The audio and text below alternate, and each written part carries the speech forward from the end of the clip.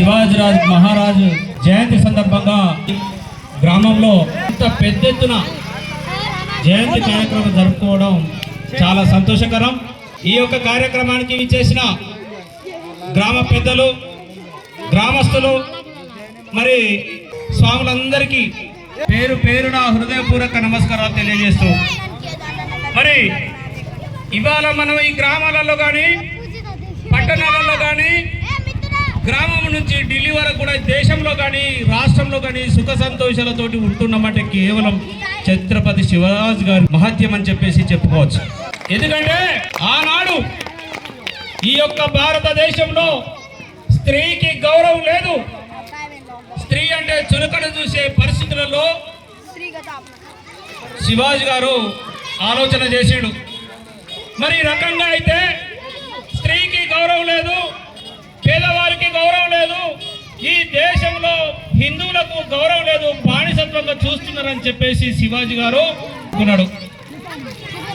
ఆయన తల్లిదండ్రులకు పుట్టగానే వాళ్ళ తల్లి న్యాయం కోసం, ధర్మం కోసం, నీతి కోసం, నిజాయితీ కోసం ఉన్నారని చెప్పేసి ఆ తల్లి చెప్పింది. చిన్నప్పుడే గురువు గారి దగ్గర కూడా విద్యలు నేర్చారు. శివాజీ గారు ఎప్పుడైనా సరే మన సంతోషం కాదు, ఈ యొక్క దేశ సంతోషం కావాలి, రాజ్య పరిపాలన సంతోషంగా ఉండాలి, రాజ్యంలోని ప్రజలు సుఖ సంతోషాలతో ఉండాలని ఆలోచన చేసిండు తప్ప ఆయన స్వార్థం ఏ రోజు కూడా ఆలోచన చేయలేదు. మరి ఆ రోజున ఆ రకంగా త్యాగం చేసి అందరినీ కాపాడడానికి ఈ సమాజం, రాజ్యం ఏదైతే ఉందో న్యాయం, ధర్మం, నీతి, నిజాయితీతోటి ముందుకు పోవాలనే ఆలోచనతోటి మార్పు తెచ్చిన మహానుభావుడు శివాజీ గారు. ఈ రోజున శివాజీ గారి గురించి తప్పనిసరిగా తెలుసుకోవాల్సిన అవసరం ఉన్నది. ఎందుకంటే ఇవాళ స్త్రీలకు గౌరవం ఇచ్చి వార్డు మెంబర్ల నుంచి ఎంపీల దాకా సీట్లు ఇచ్చి పార్టీని గెలిపిస్తున్నారంటే కేవలం శివాజీ మహారాజు గారి ఆలోచన మేరకే జరుగుతుంది.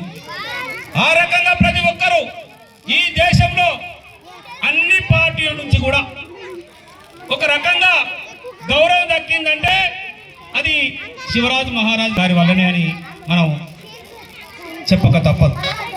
ప్రతి ఒక్కరూ ఒక పండుగ కార్యక్రమం లెక్క జరుపుకోవాలి. ఎందుకంటే ఆ రోజున నైజాం నవాబులు కానీ బ్రిటిష్ వారు కానీ హిందువులను ఈ యొక్క దేశంలో పరిపాలన చేసి అనగారిన వర్గాలను అనేక రకాలుగా ఇబ్బందులు పెట్టి అనేక రకాలుగా హింసలు చేసిన వారిని ఎదుర్కొన్న మహా వ్యక్తి, గొప్ప నాయకుడు శివాజీ గారు. కాబట్టి ఇవాళ ఈ యొక్క రాష్ట్రాలు కానీ దేశాలు కానీ ప్రపంచంలో ఉన్న ప్రతి ఒక్కరు కానీ ఎంతో కొంత నీతి నిజాయితీగా నిలబడ్డారంటే కేవలం శివాజీ మహారాజు గారి వల్లనే అని చెప్పేసి ఈ సందర్భంగా చెప్పక తప్పదు. కాబట్టి అందరం కూడా ఈ యొక్క కార్యక్రమాన్ని పండుగ వాతావరణంగా జరుపుకోవాలి. ఈ యొక్క గ్రామంలో ఇంత మంచి కార్యక్రమం చేసినందుకు మీ అందరికీ కూడా పేరు పేరున ప్రతి ఒక్కరికి ధన్యవాదాలు తెలియజేస్తున్నాను.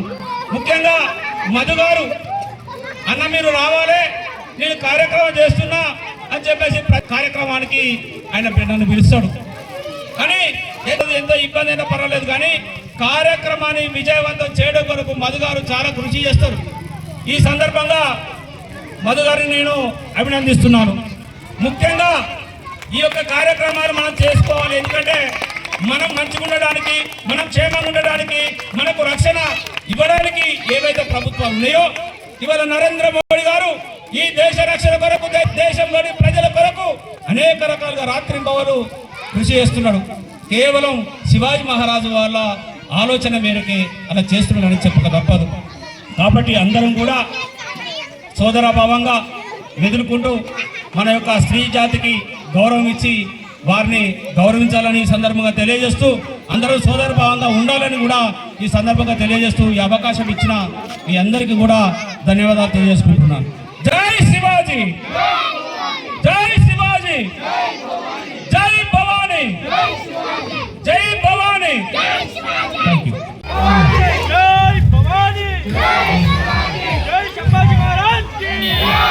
శ్రీ శ్రీ శ్రీ ఛత్రపతి శివరాజ్ మహారాజ్.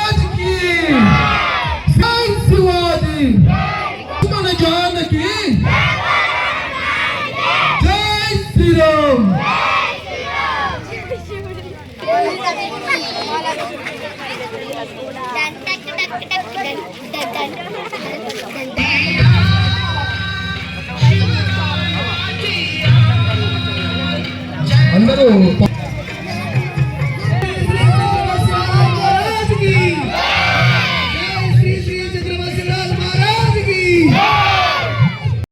जय श्री श्री छत्रपति शिवराज महाराज की शिवराज महाराज की जय श्री राम जय श्री राम जय शिवाजी जय शिवाजी जय